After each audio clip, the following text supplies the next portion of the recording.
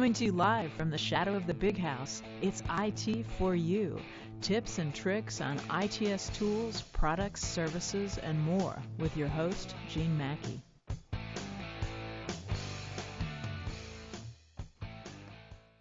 Welcome, everybody. Good morning. I'm Jean Mackey, and this is IT4U. These are live webinars coming to you from ITS. And if you're having audio or video problems during the live webinar, don't send me an email because I'm not on my email. You can check tell us in the chat pod. If it's not on our end, we can offer some troubleshooting tips. And if you really can't get through, you can try the service center, ITS Service Center. If you're watching the YouTube caption recording of this, look in the description and you'll see a link to the resources document that I'll send out to those of you who are here live. If you do need an accommodation to participate in our live events, just give us a little heads up and we'll make it happen. So today, creating reports and business objects. Who's our presenter? Yours truly, Jean Mackey. And Business Objects and I go way back. In fact, that's what I was originally hired to do, and I've moved on to other things, but I've spent a lot of time with Business Objects. But I've got Mary Wise here, who currently works with Business Objects, to help me with questions that will inevitably come up. So here we go. All right, so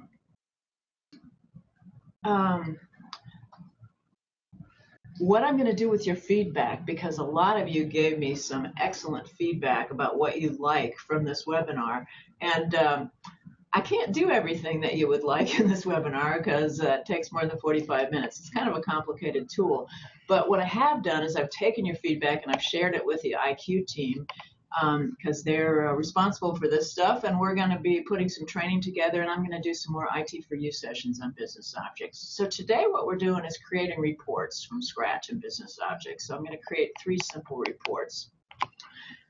All right. Let's start with some of you said, show me some gotchas. First gotcha is, wouldn't you think that if you went to new, that would be how you create a new query? You would think that, but you'd be wrong. Business Objects. You have to go to Applications Web Intelligence to create something new. So once you do that once, you kind of get used to it. And then you see this familiar new icon. And Universe is the Business Objects interface with our data sets. So that's what I'm going to look at. And some of you are like, how do I find out what data I have access to? Right here, right now. Gee, I have a lot of access, don't I? I must be really important. Not really. In my own mind, anyway. Okay. Here we go. FN01. So that brings up the query panel. And what's nice about it is I can make it bigger. I can change my screen real estate. This data preview thing I usually get rid of by clicking this little panel here. And as you're watching, ask us questions in the chat pod, and also remember that you'll get the recording. You can speed it up, you can slow it down. So result objects is everything that's going to show up as a column in my report. Query filters is how I'm going to limit the data. You always want to limit the data, right? Because there's a lot of data, and you're going to create a runaway query if you don't limit it in some way. Now, the one exception might be like if you go to Standalone Folders over here and you GL status, general ledger status, and if I just put the whole thing in there, that would tell me the last time the data was refreshed. And if I want to get rid of all that, I just hit this little X over here and get rid of everything. I'm going to start over. So it's kind of nice because you can filter. So I'm looking for endowments for a particular department. My friends in financials tell me that endowments, a specific fund people can contribute to, and chairs of departments are endowed chairs. And we want to look at the book value, which is the dollar amount of the total contribution to an endowment. How would I know that? Well, in the links, I'm going to give you links to the data dictionaries. So when I go in here to the data dictionary, and the data dictionary shows me the tables that also show up in Business Objects in the same order. There's almost a one-to-one relationship between what you see here. Well, when we go back to Business Objects, we'll see there's some things that are calculations that don't show up in the data warehouse. They're just in Business Objects, like count of unique EMPL ID or something like that. But I can find these things. I can see how things are joined. Those of you who have used SQL, Structured Query Language, which is what BusinessObjects generates, and if you don't know what that means, don't worry about it. But I don't want to make you dizzy, but I do want to get down to where we look at the table names. So that would give me an idea of what each table does. And then if I go down further, I'm going to see what each element does. And what's great about the data dictionaries is it shows me the name, it shows me a definition and examples of valid values. So this is invaluable in terms of learning what you can do in the data dictionary and what you can do in business objects. So I happen to know that I'm going to be going into revenue and expense activity, but if I just look up book value, will that get me anywhere? Yes, it does. It takes me down here, and I happen to know enough to know that I need this book value. So I'm going to go, I'm going to open this particular folder. And if I want to just get out of my search or reset the filter, I'll do that. But it still shows me like where that showed up from my search. Somewhere. Anyway, I guess I have to have this open to see. And you can collapse them all and you can expand them all. All right, let me see what I'm doing here. I'm going to revenue expense account ledger, and I'm going into this folder. And I happen to know that I need department ID. And I'm going to use quarter end date. And I'm going to use sum of book value. Yes? I have a question. How did you get to query panel? How did I get to the query panel? It automatically opens when I go to Application, Web Intelligence, New, Universe. It automatically gets me to the query panel. And I will show you in a minute how I get back to the query panel.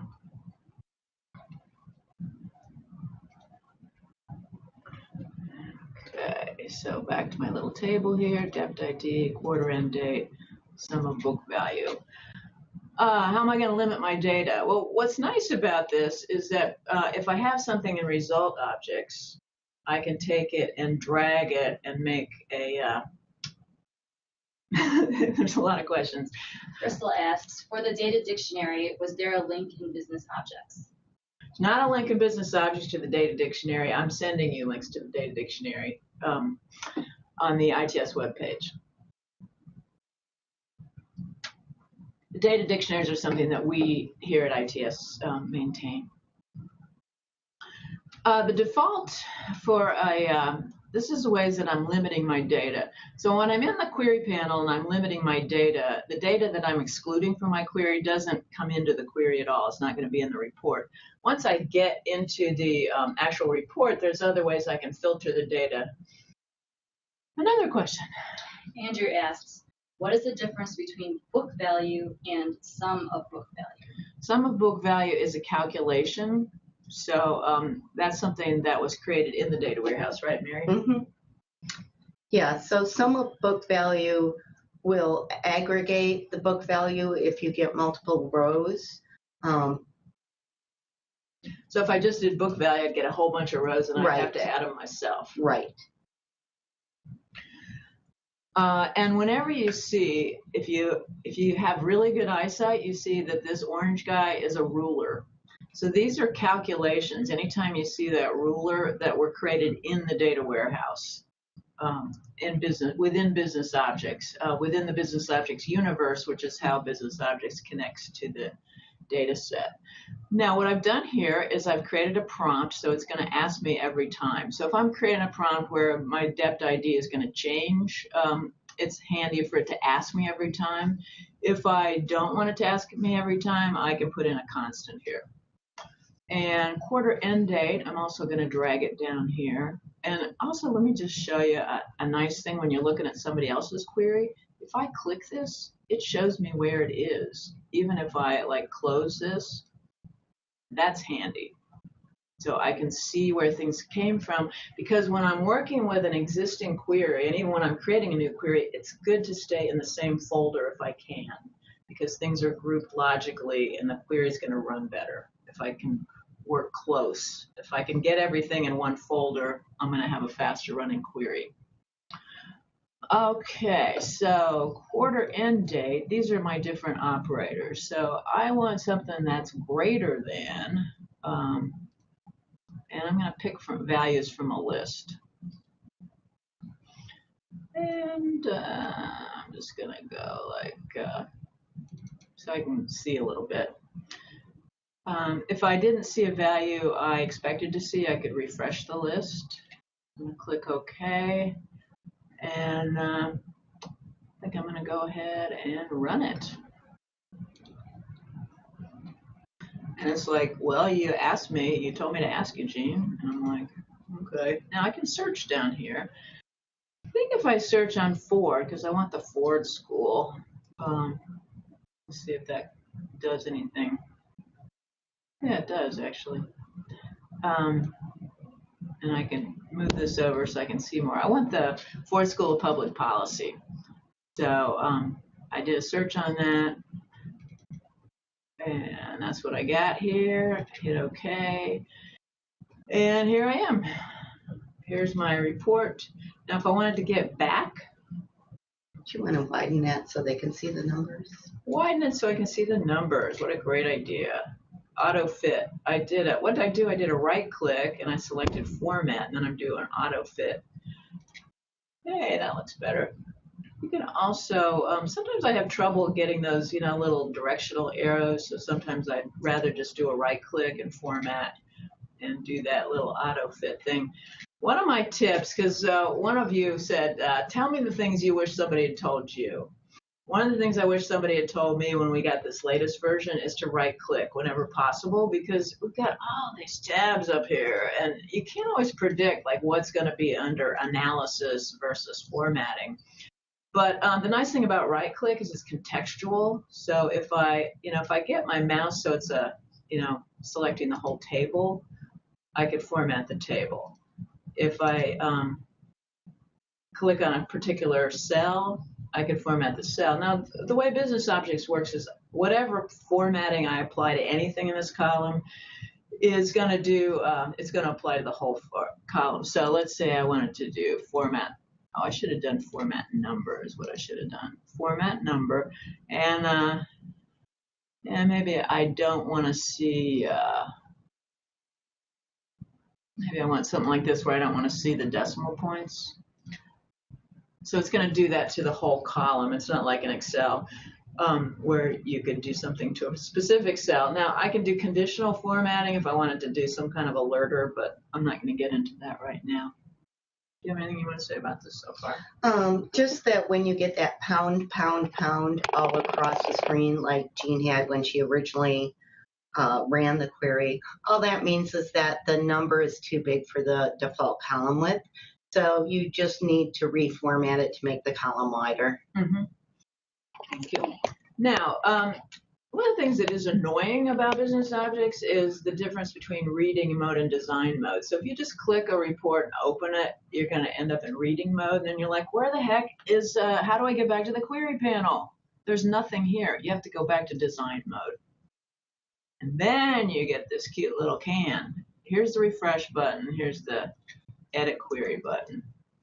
And I always get rid of data preview. Data preview is just telling you you're doing a complex query. Am I on the right track? But I don't use it. So I like to get rid of it.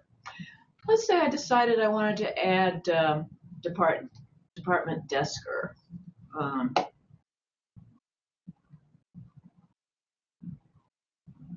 Where is department desker? Well, it's in here. So I guess where would you take it from? Like, you always want to take the fields as much as possible from the same table or the same grouping of tables, because otherwise your query is not going to return probably what you thought it was going to return.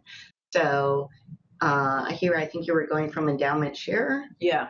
And so you'd want to take that department desker from the endowment share. I'm sure I don't think it's in there. Ah, thank you.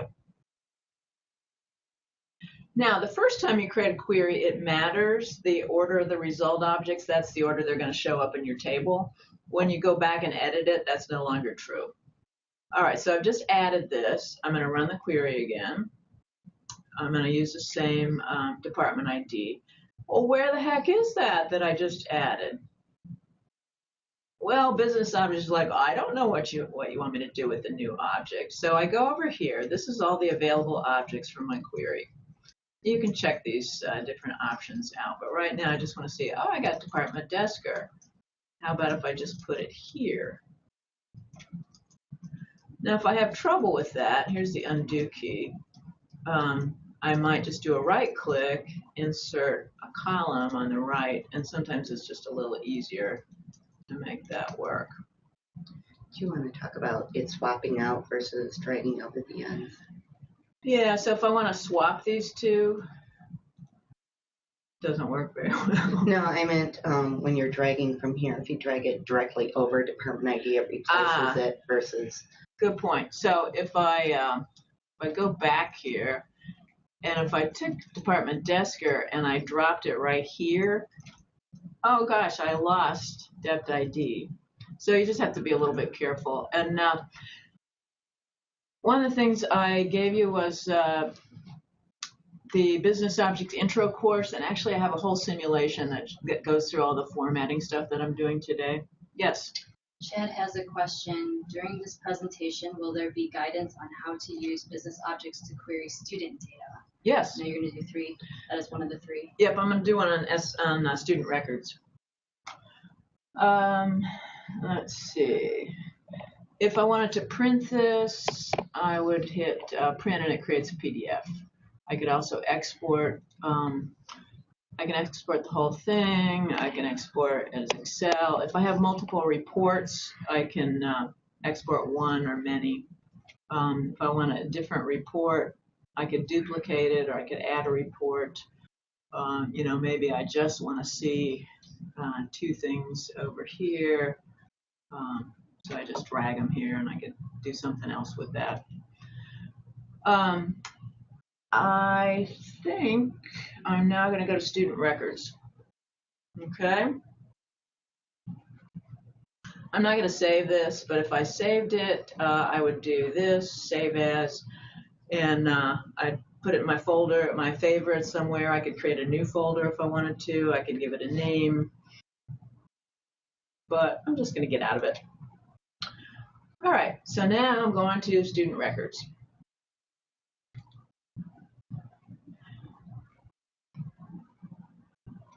New universe. No data source. I haven't played with it, but that might be a way you could create a template if you always want your reports to look a particular way.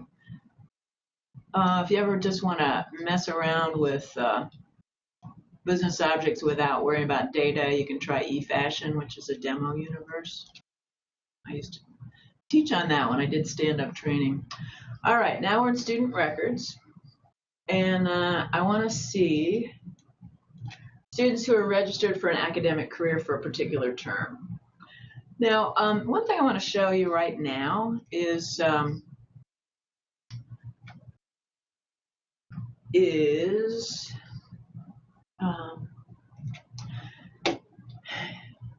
this course, this online course in MyLink. It has intro to student administration and HRMS data sets, and it's got some cool stuff about, the data dictionaries, and it has little rollovers. And it also, I think this is very cool, it has a whole thing on different data sets. I highly recommend this. You can go into student records, and you can look at the different tabs.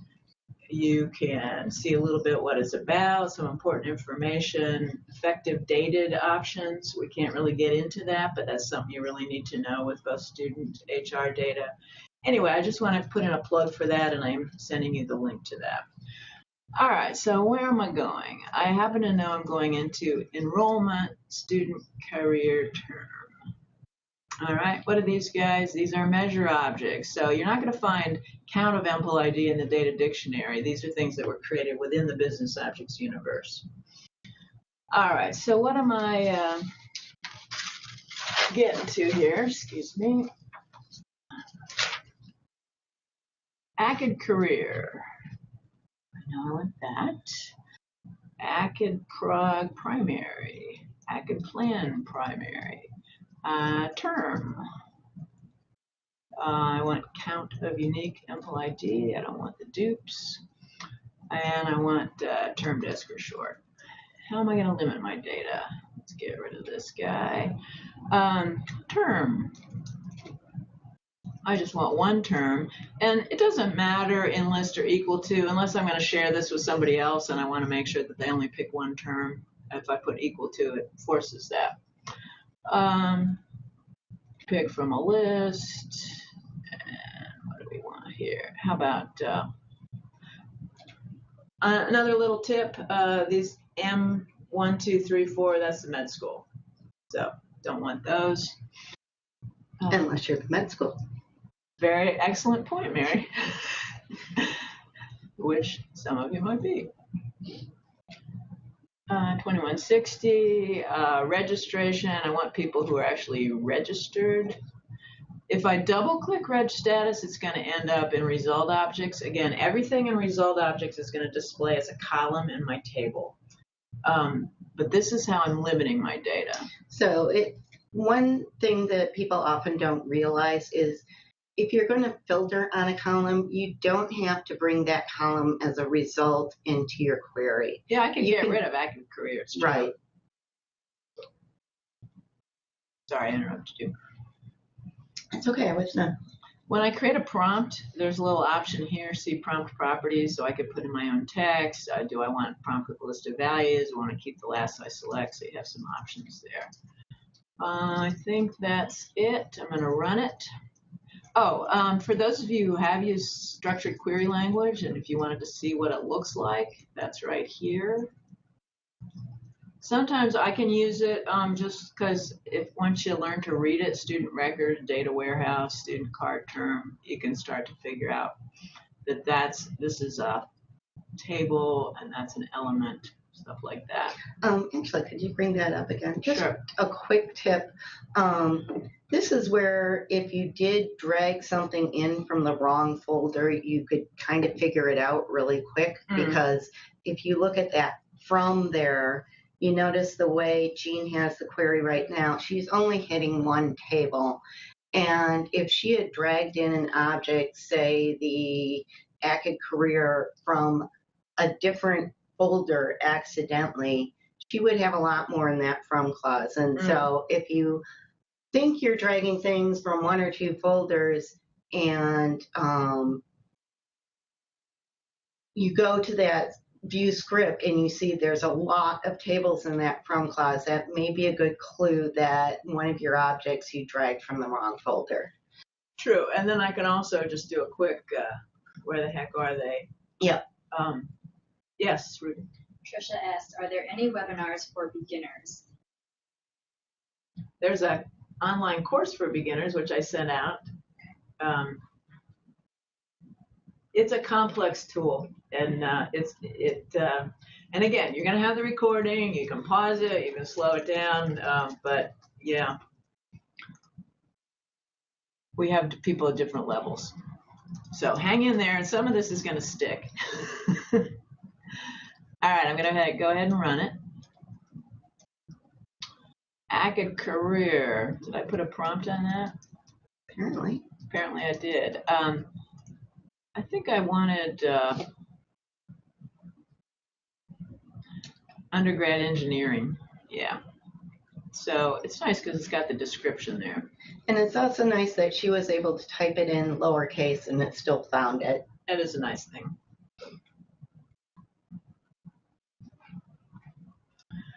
So here I am.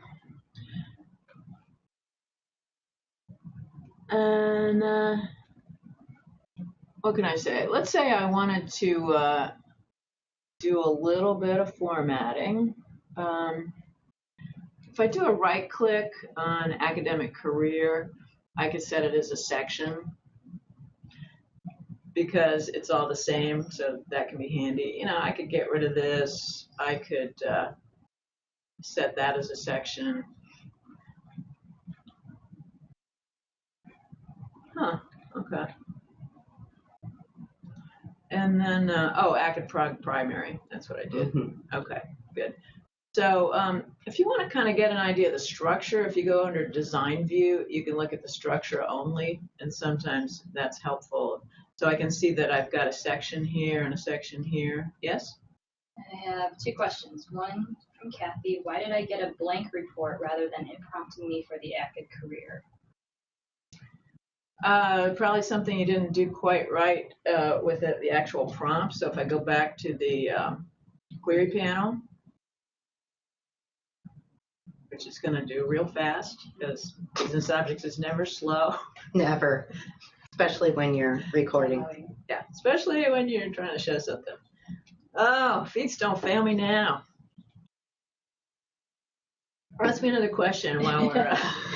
Lisa has a question. I've never been able to find the overall GPA OUA calculates for applicants in BO. Can you point that out for me?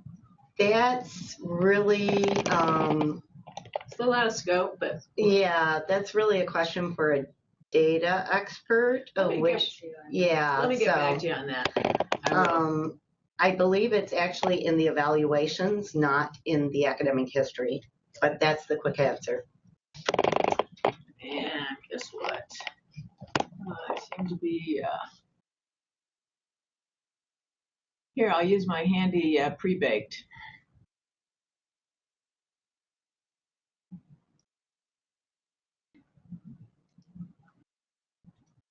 Yeah, there's not much you can do in reading view. It is kind of annoying that it keeps kicking you in there.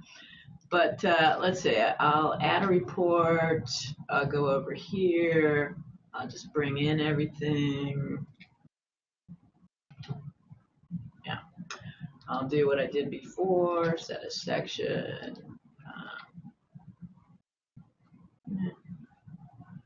I don't know. Anyway, the question was, why did she not get? So I think she probably set it not equal to a prompt. Yeah. So if you go back to the query panel, you might have put in a constant or something, but you have to make sure that you put in a prompt. That would be my first guess. What else? Revert changes and close. One thing I wanted to do is just kind of look in here and say, what if I put a calculation on here and I wanted to know, so I'll do a little formatting here, auto fit. And what if I wanted to see what's the maximum enrollment? So I do insert max, and then we can't go into this right now because it's a little more advanced, but if you look up here, this is the formula bar, and under properties you can choose what you display, but I could set it up so that I could do some conditional formatting, like under, analysis, conditional formatting, where maybe I wanted to show the max value and I could highlight it a particular way. So that's for a future webinar. So I inserted a section. I could also insert a break, like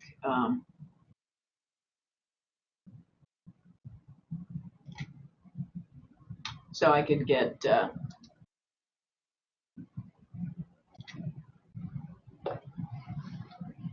think I have to take it off the end or something, or put it on again. There we go. If I wanted to divvy things up in a particular way,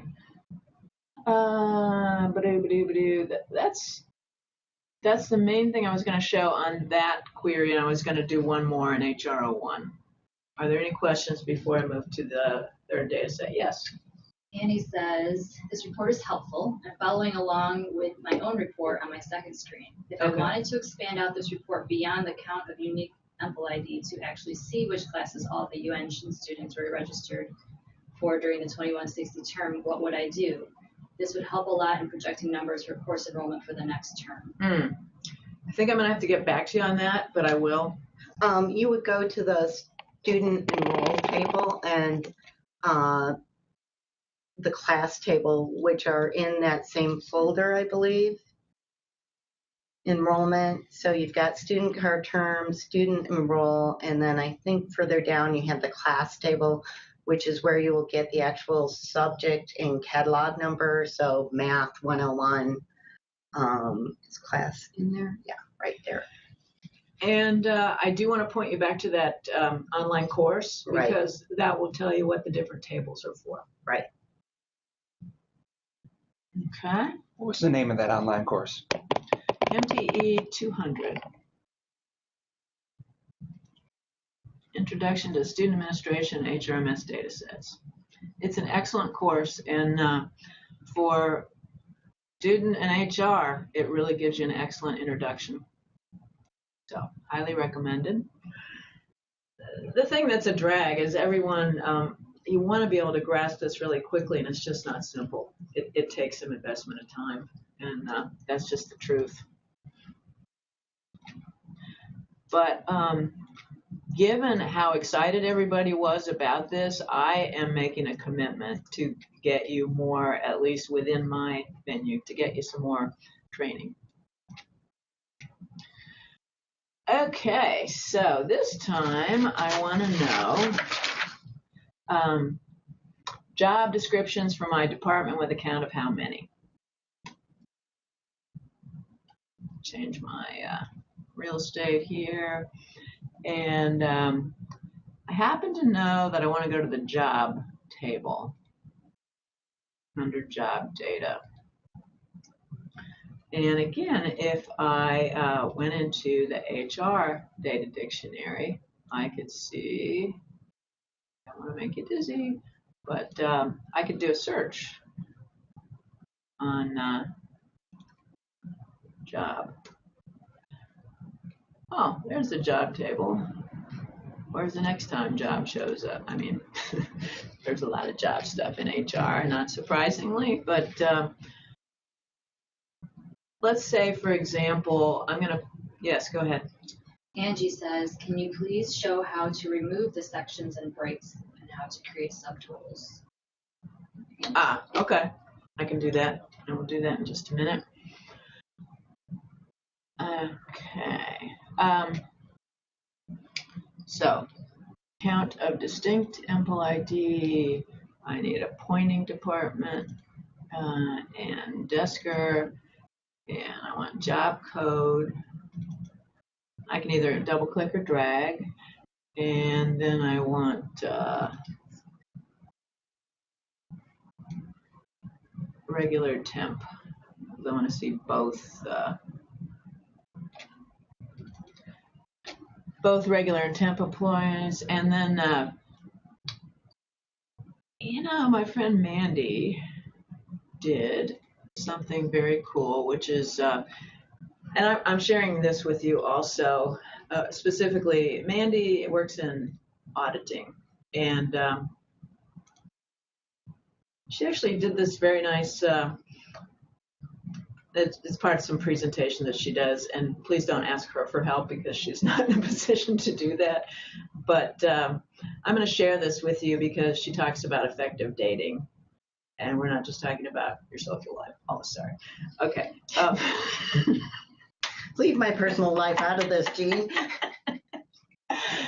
Anyway, we have to look at, a lot of things happen in the world of HR. So your job effective date, when your job became effective, and your job end date. So I'm going to do less than or equal to, didn't do the fancy thing you showed me yesterday. That's okay. But I am going to show that if I select object from this query, there are some cool things in the report objects folder in many of these universes, and one of them is today's date.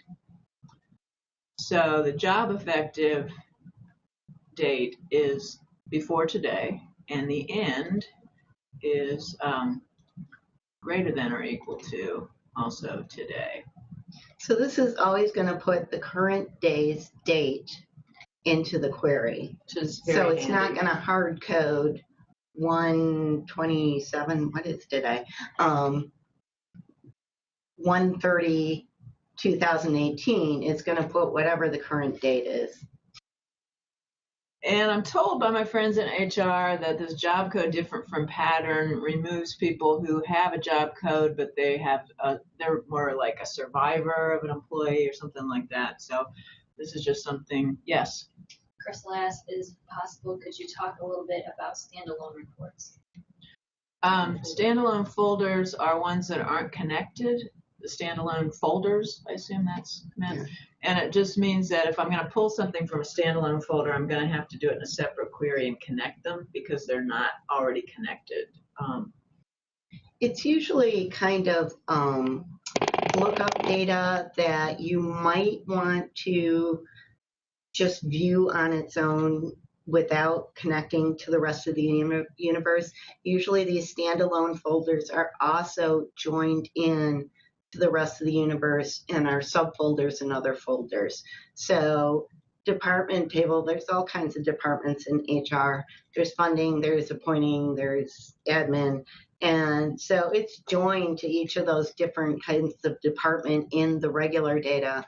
But if you just want to look at department on its own, then it's in standalone folders so that you can just query it on its own there. Thank you. And I'm told for ample status, we want people who are active, leave of absence, leave with pay, or short work break. Okay, I think we're good.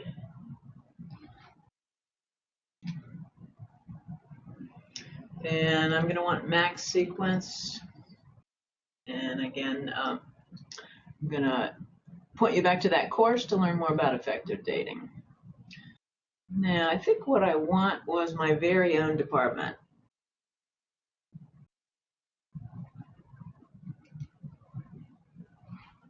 Yes. Barb asks, can you tell me what is in the box to the left of different from pattern? I can't read it. This is job code. Is that what they're asking? I think so. I didn't pick this. And this and right here means all of these have to be true for it to show up in the query. You can do this could be true or this could be true, but this means all of these conditions have to be true. And you can get very fancy with nesting those and everything, but that's a little bit more advanced topic again. Yeah. Barbary states, can you tell me what's in the box to the right of different from pattern? It's a 6 and a wild card, which is a % sign, and that's to get rid of people who have job codes but aren't really employees, and so, that's just a data. So that's just any job code that starts with 6. That's what the 6% means.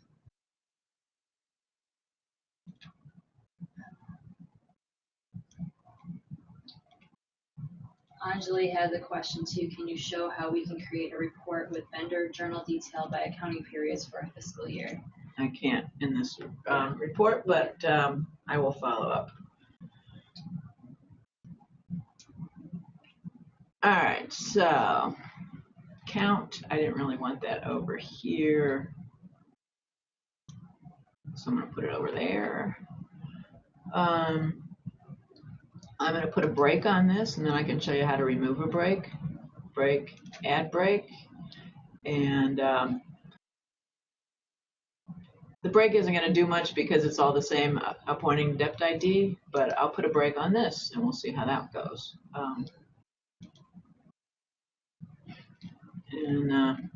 That's not going to work so well either, but because it's just one per job because it's by count. How do I remove it? I go to break, remove all breaks, or I could just go to manage breaks. And it's the same way with sections. If you add a section, you would just click on that and right click and remove section too. if I delete it, it's going to say, do you want to delete the cell only or do you want to delete the section? And it'll tell us when you take the two different courses, Intro to Business Objects and also the one about data, it'll tell you about, what will it tell you about? What's my train of thought? Anyway, go ahead, Ruby. I'll give you that. Johannes has a question. What is the difference between max sequence and all sequences?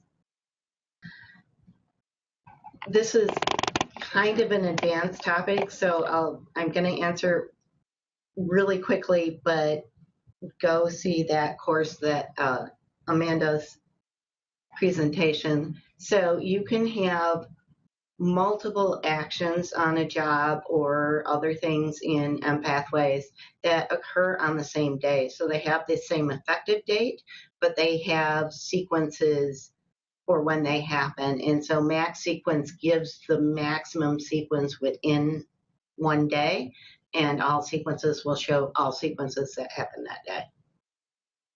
And we are close to running out of time. What else? What other questions do you have?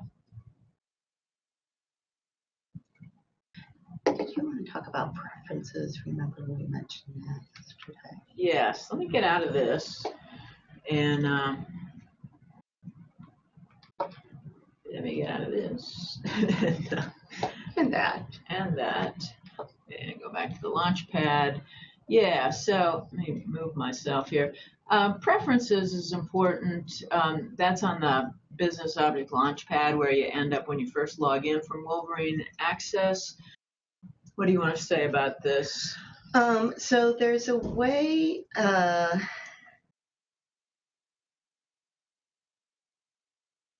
when you're first opening a document, it will either open in the same screen as the Launchpad. So the Launchpad goes away, and now you've got your document, and you can only open one document at a time. Or you can set up, which is the way Jean sets it, to open in a new window. And that way you can have multiple reports open at the same time. I think there's actually a separate setting for multiple reports. I think if you scroll down, or it might be in the general. You got another question? Bernadette asks, can you pull data from CAF fields into a Business Objects report? I think she's talking about the SAD Apple CAF, and I don't know enough about that. This is the application fields, I think. And again, I know they exist, but I don't know. It's possible that they're what's called a long data type, and I think they show with limits, but yeah. I'm going to move on to a different topic in our remaining minute because another gotcha is where the heck are the public folders? So it's down here. These are mine, and this is also my inbox. If people send me a business objects report, that could end up there. If I go down to folders and I go to public folders, that's where the maintain folders are. And yeah, and so if I opened up, I go into payroll and let's say I open the last update report, which is really just when the data was last refreshed, and I run it and I want to save it. So if I go to save, it's not going to let me save to the public folders, but I can go to my favorites folder and pick one and just save it, and then I can modify it. I can't modify it as long as it's in the public folders for obvious reasons. That viewing option that I was talking about in preferences is in the general preferences. It's the very bottom thing, set document viewing location, multiple full screen browser windows, one window for each document, or in the BI Launchpad, and I lied, you can still show multiple documents if you're showing in the BI Launchpad, but it's going to be as different tabs, which I would think would get confusing. And sometimes you look at a report and you'll see the last run column and you're like, well, that's not accurate. I ran it some other time. That's about when you schedule a report to run automatically, which again is in the intro course, online course. And we're about out of time. So I'm going to stop sharing. I could imagine this might be a little frustrating because when I looked at your feedback, I could see that you all are at very different levels in terms of what everybody's looking for. But I hope this is a good start. And I'm going to download the chat pod contents. I'm going to look at your feedback and I'm going to follow up as best I can.